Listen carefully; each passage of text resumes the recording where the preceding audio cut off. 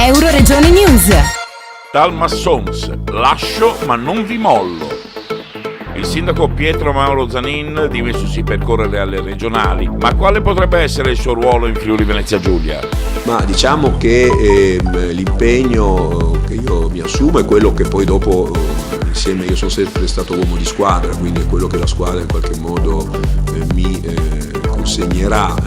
Sarà comunque in questo impegno non mancherà la mia attività, la mia forza, la mia decisione, il fatto che se le cose non mi piacciono non me le fanno piacere per forza, quindi è con un'azione critica ma costruttiva. Gli ambiti di competenza sicuramente potranno essere quelli della legislazione. A me piacerebbe svolgere un ruolo da legislatore per far sì che queste leggi, che ormai sono incomprensibili ed sono il vero cancro del paese, la troppa burocrazia, tornino a essere invece leggi come quelle dell'inizio della prima regione o del primo Parlamento, quando c'erano personaggi che venivano dal lavoro, dalla comunità, dalle famiglie e scrivevano delle leggi chiare, semplici, che uno sapeva come applicare.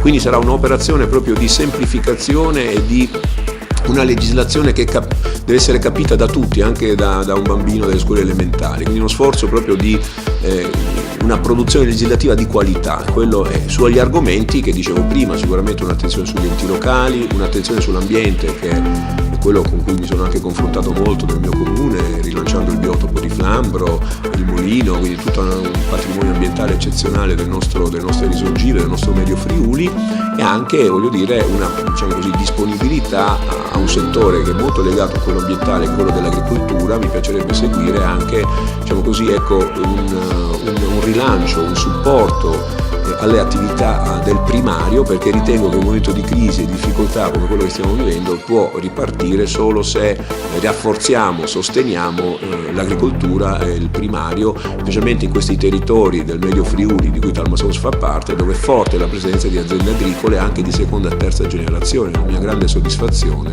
è che a Talmassons ci siano tante aziende agricole che sono condotte da giovani, figli di agricoltori, figli di contadini, che hanno deciso in maniera anche, voglio dire, convinta di rimanere sul territorio e fare l'attività del contadino. Non si sono fatti convincere dalle chimere di altri lavori o di andare fuori dal territorio, di cercare scorciatoie.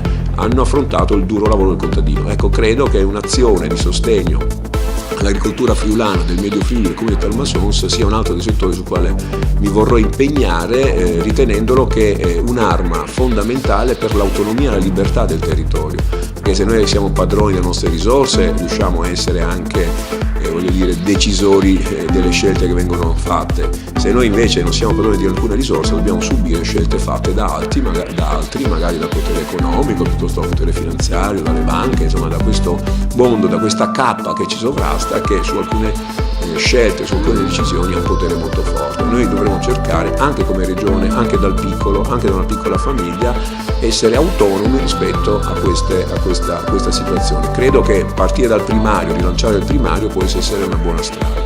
Dal Medio Friuli per Euroregione News, Marco Mascioni. Euroregione News.